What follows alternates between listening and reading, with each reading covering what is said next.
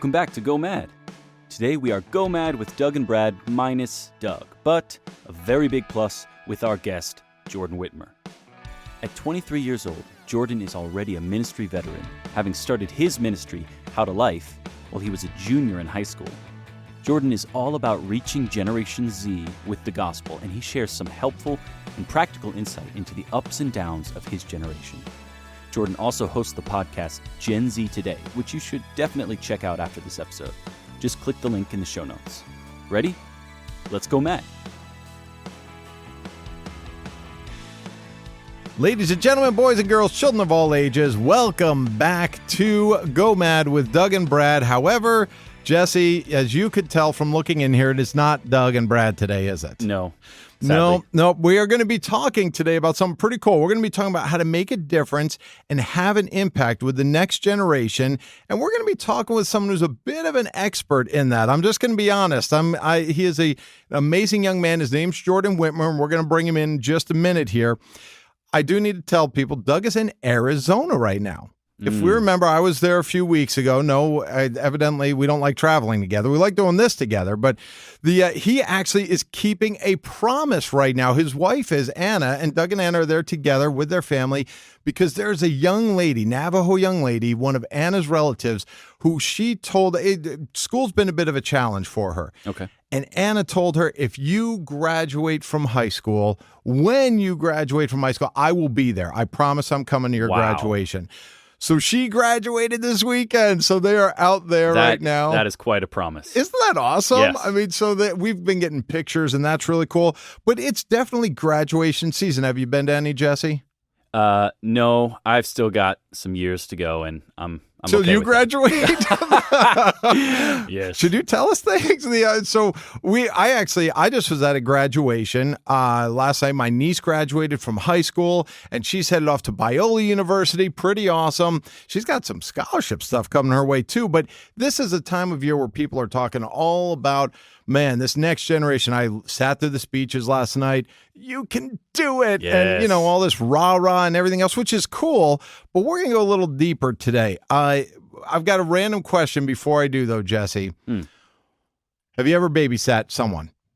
Your own kids don't count. Have you ever babysat kids outside of your children? Well, actually, if I think way back to either when my wife and I were first married or maybe even before that, I think we babysat your kids once. You did. They might have been like really tiny at that point, but I'm pretty sure that happened. I actually think, I may be wrong on this, so it's really weird I'm bringing it up in a podcast where you might have to edit this out when we're done. No, I think they drew a picture or something. I think you and Tara babysat them together when you were expecting. Oh. And you had them draw a picture, so when we got home, there was this picture of this baby and everything. We're just like, what? Yes, that's how we broke the news to you that we were having our first child. That's crazy. So I had forgotten that till you just mentioned that there. I have two babysitting stories. One is a horror story. The other is not. I'll tell it really fast. My first babysitting gig, there we are. I get there and they're like, okay, just a couple rules. Don't watch too much TV, yada, yada. Yeah. And I was a new babysitter. I'm like, well, they're watching TV because that's going to keep them quiet. But guess what? There I am. And I quickly learned as they were changing channels and fighting back and forth. I had to control myself here because I evidently learned that the older child, who was probably an 8-year-old boy, watched wrestling as he drop kicked his sister from the chair to the couch. He jumped off his chair, drop kicked her, and I'm like, I'm out. Never babysitting again.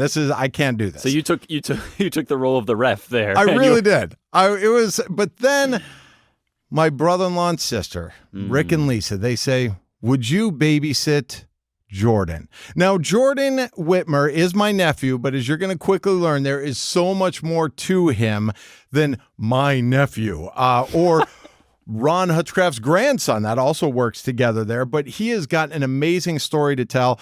But I got to babysit Jordan, and I'm going to bring in here. Jordan, welcome to Go M.A.D. with Doug and Brad.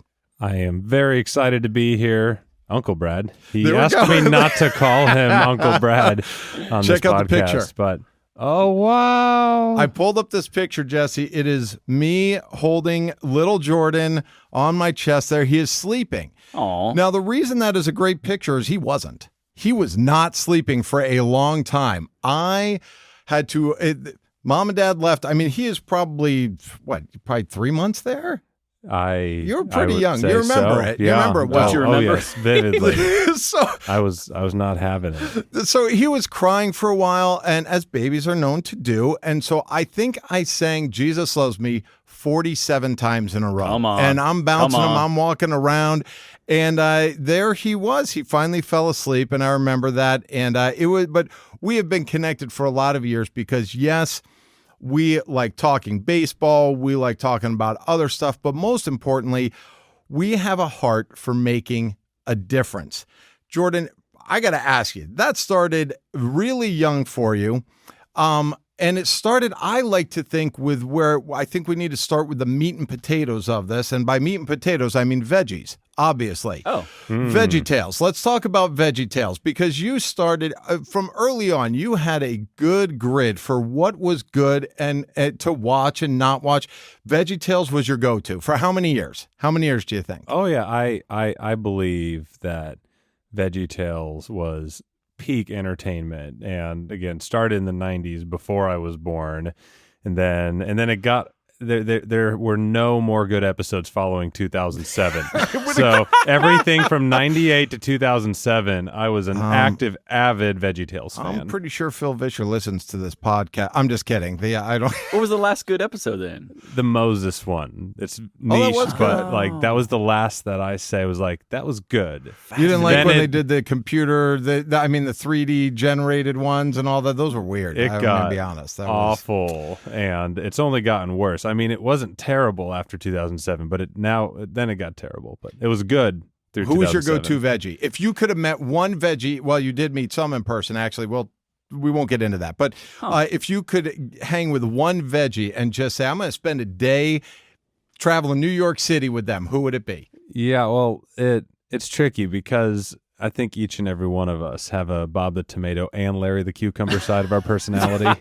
It really just depends. Awesome. And I mean, I probably have more in common with Bob the Tomato, but also Larry the Cucumber energy sometimes as well. Jesse, could you make note for a future episode, have Jordan back on, and we will title it, Are You Bob or Are You Larry? I just want to talk. He can walk us through that. All of the millennials will tune in. Maybe we can have Bob or Larry. That would be awesome. I have to tell you, that is funny because you have all these personality tests, and the only one I want to take right now is Are You Bob or Larry? I feel like there should be some other options too. I mean, Archibald, I feel like, is a solid choice. Yes, Junior. We could go with that. So, all right. So we've got the veggies out of the way, but you also were a young man growing up that, you spent a lot of time with Jesus. You were journaling at an early age. You were making sure that daily you were meeting with Jesus. And folks, if you're listening, this was really out of the ordinary because it wasn't just, hey, I'm this 16-year-old that went to a youth conference and I got challenged to do this. He started way young. Do you remember when you started actually? Yeah. Well, I mean, I began following Jesus at the age of 3.5. I very much remember that. And at the age of 5, I was baptized on one of the On Eagles Wings trips in Washington. There. You were there. You were part of it, which is amazing. And so those were big milestones. And then kind of all throughout those early years, I would off and on do like Jesus time stuff. But then when I was about 11 in 2009, I made a commitment to get in God's Word every single day and have mostly kept that up ever since. And journaling every morning, just something. And it's not always like hours and hours at a time. Sometimes it's just 15 minutes, but it's 15 minutes every day. It can make a huge difference, and I know it has for me. Yeah, and now I'm going to fast forward through a couple things here because, Jordan, over the years, you have had some, you were talented with playing some baseball, and you enjoyed baseball, and you were a really talented musician. You played trumpet on a national anthem before some Major League Baseball games and everything. But then we get to high school. And you're going to have to even remind me what year it was in high school. But here we are. And this is where kind of we move past the, nephew and I babysat him and VeggieTales stuff to really the heart and soul of what makes Jordan tick. And you were there. Tell us a little bit about your high school hope story. You started this club, but then it moved to something much more beyond just your high school. Yeah. No, I'd helped lead different things growing up, Bible clubs and see you at the pole prayer rally, just like all the stuff that I felt like were ways to do some strategic outreach to my high school in Arkansas. But then my junior year, so this was November and December 2014, middle of the school year, I realized I had a year and a half left of high school, and I wanted to do something more to reach my friends, my peers. So I was 16. And we began the process of planning an event that came to be known as How to Life. And it started with just me and about 4 of us around my dining room table praying that God would move in our city, in our town. And he really did. We had over 750 people that came out to the first ever How to Life event that took place in Arkansas, and had a bunch of young people attend an event of music and stories and testimonies, hope stories about the difference that Jesus has made in their lives. And about 75 young people that night came forward during the invitation that I was able to help officiate and give the invitation at the end of the event. There was an amazing response of young people wanting to follow Jesus, and I still remember that day, and to this day, that night changed my life. It changed many lives in terms of just knowing how the Lord can work in the next generation, and also just the evident need in the next generation. Come to find out, 2 years later, we started calling that generation, my generation, Generation Z. Mm-hmm. So I'm not a millennial, I'm not Gen X, I'm not a boomer. I am a part of Gen Z at the very beginning, and that's today's young people who have such a need. And there was a need back when I was in high school, and I believe the need is even more pronounced now amongst the young people of America and all over the world.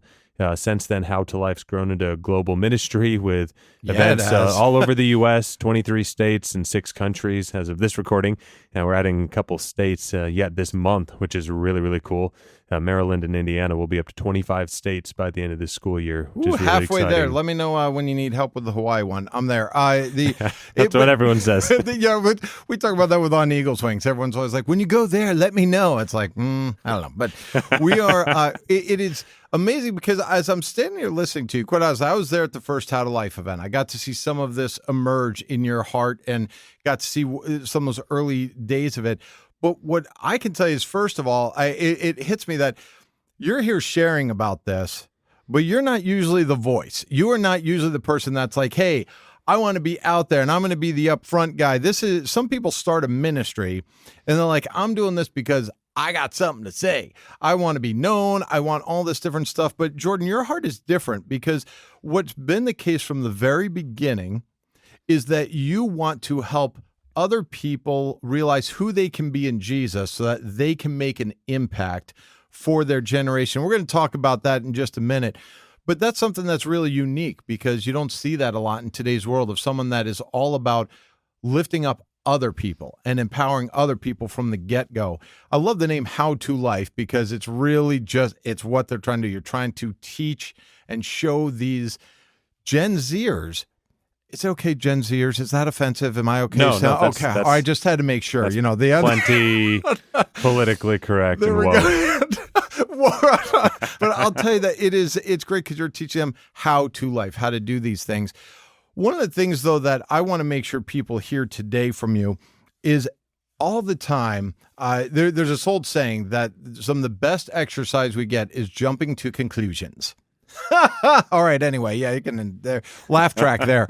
But that's what I heard that saying a long time ago.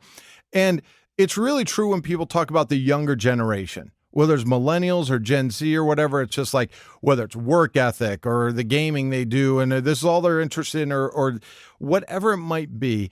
And we want to get the real deal from someone who's living it. You're not just part of Gen Z.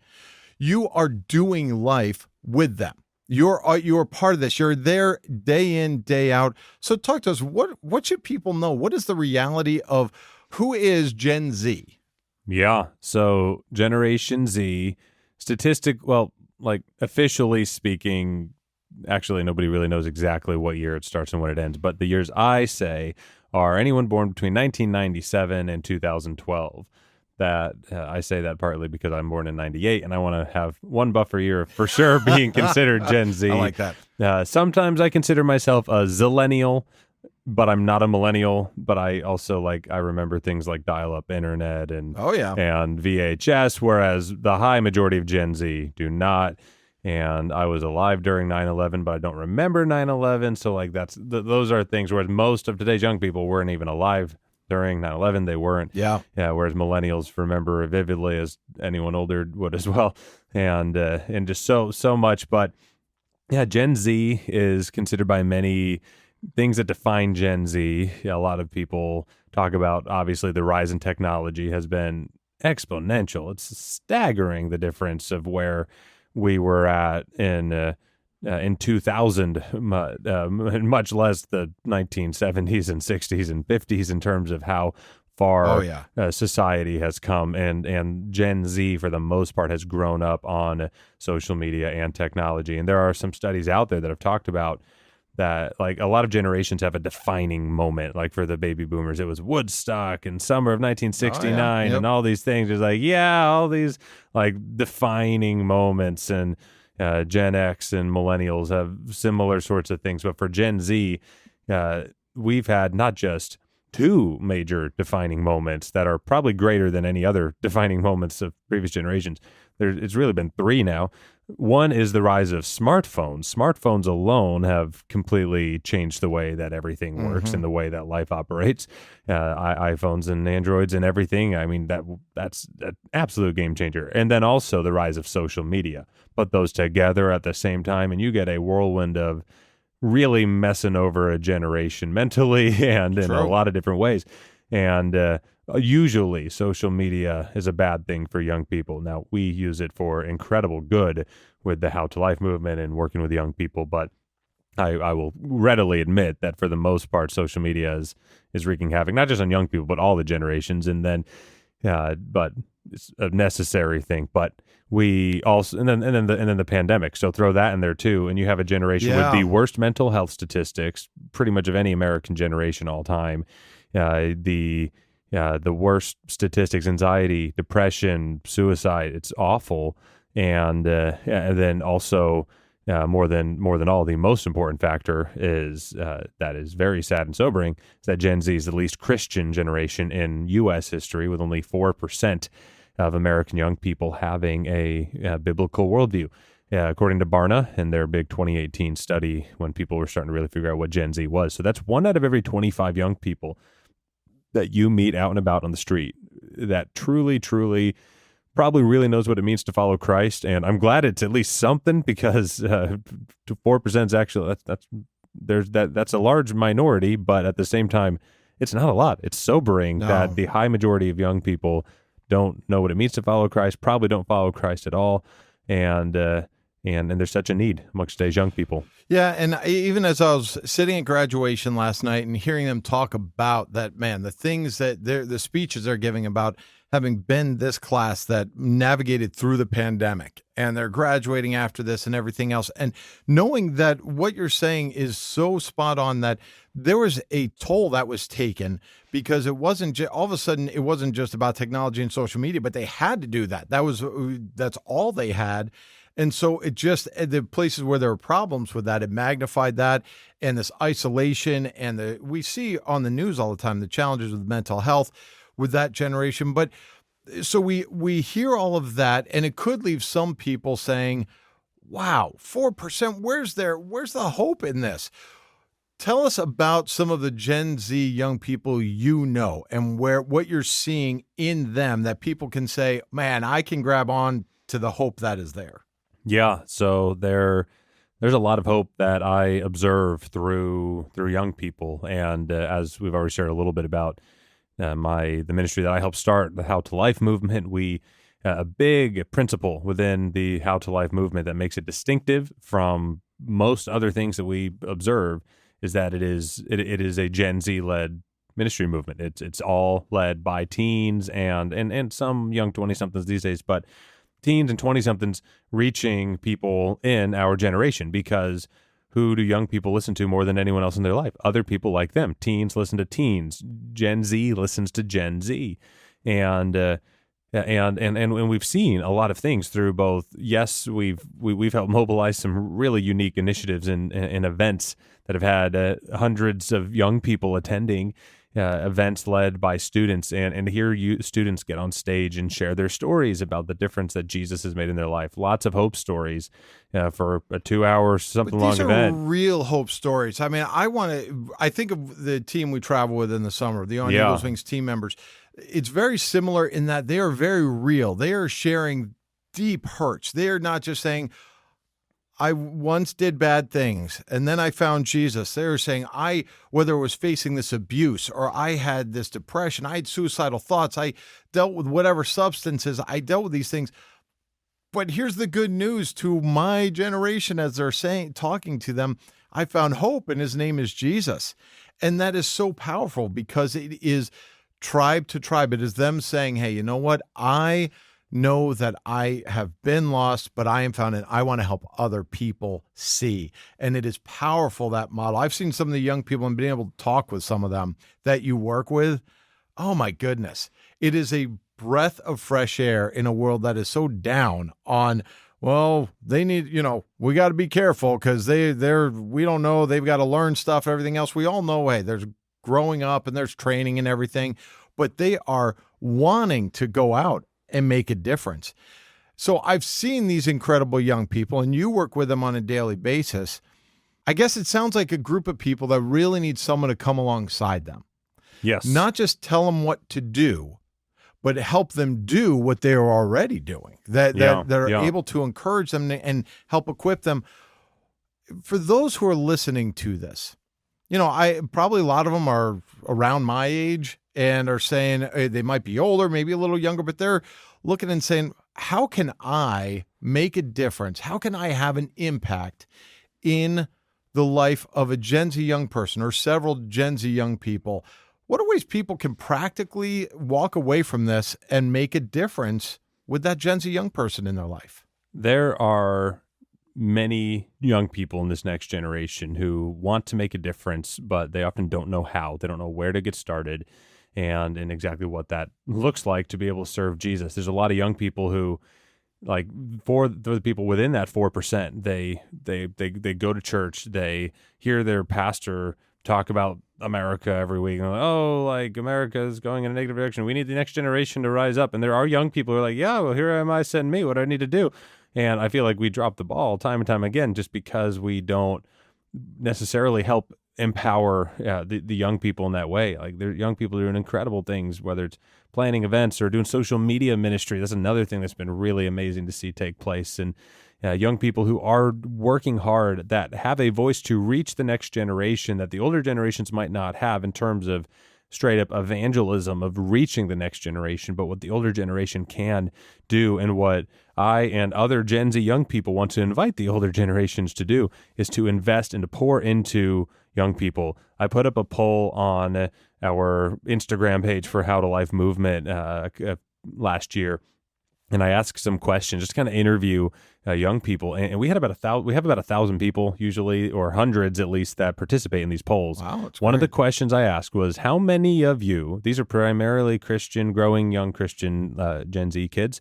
How many of you have at least one person over the age of 40 pouring into your life and investing into you? 60% said, yeah, I do. 40% said, no, not really. That's almost half of Gen Z Christian young people, based on the people we interact with, that don't have anyone over the age of 40 pouring into them. Yeah, which puts you in a pretty lonely place. It puts you in a spot where it is just, you feel kind of on this island because the world's telling you one thing and you're trying to live the right way, and you need someone to come alongside you. I get this picture in my head, and I can't remember if I mentioned this before on the podcast, but I'm like, 3 years old, maybe, I don't know, somewhere around there. And I'm in our backyard, and there's a tent set up back there. And you've seen the picture because it makes the rounds all the time. But there is this tent set up in the backyard, and all of a sudden, my mom sees, hey, something's about to happen here, and I need to get a picture of it. She doesn't say stop. She says that something's about to happen here. And there is this pole that I just pull on, and the tent falls down. I've got my hand on my head in this picture, and I just look all sad and everything. But there's something important that you look at there. My mom could have yelled, quit it, stop right now. But I actually think part of it was she let me make a little bit of a mess. She let me have that moment of failure to help me learn how things work, to let me see how things go. What I have seen in Gen Z young people and other generations as well is that they bring some amazing things to the table. And guess what? Sometimes they're going to make a mess. Oh, yeah. Sometimes they're going to fail in something. But if they've got people who are willing to let them do that, who are willing to say, here's what you need to do, here's what my recommendations are, now go try it. Now, let's come back and let's talk about it. What happened? What did you see? What worked? What didn't work? Because when they can learn through actually doing it and maybe, failing because they've got someone that's walking alongside them, pouring into them, then they can really learn more of who they are in Christ and the skills he's given them, and they can learn some new things about themselves. For someone who's saying, I want to pour in, not to put you on the spot here, but are there a couple practical ways that they can pour in? I mean, obviously through the Word of God and talking to them about that, but is it, hey, asking them to go get coffee? Is it taking them to Chick-fil-A? Is it whatever? Is there some specific things they can do that what might be more of a connect, that are more a natural way to just pour into them?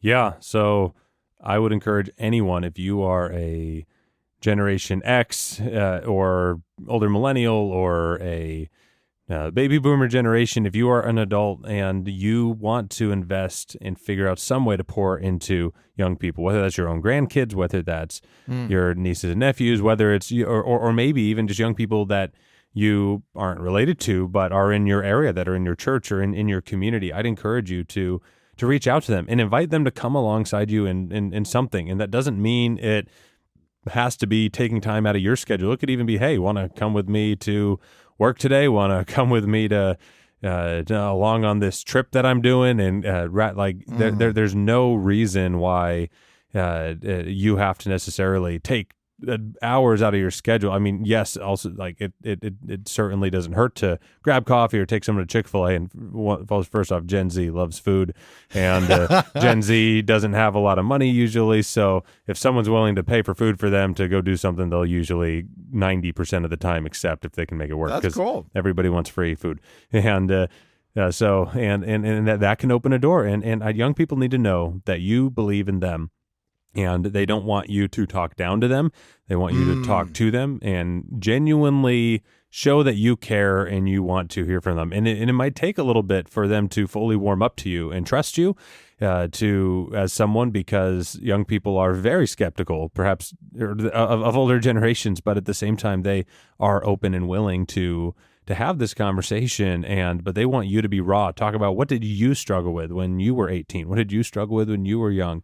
And we don't need, young people don't need fakeness or a front. That they want to know that you are genuinely trying to be genuine and authentic with them. Those are big trends with Gen Z: authenticity and genuineness. Like you'll see it on our social media. Young people post photo dumps, and it's not people looking polished and fresh. It's just them just out and about vibing with their friends, just living life, and they want life to be real and authentic and just kind of just show what life looks like. And the more that, like, authenticity, that is probably at the center. And if you can show that, from a Christ-like perspective, it's huge. And yeah, I think there's so much that can be done.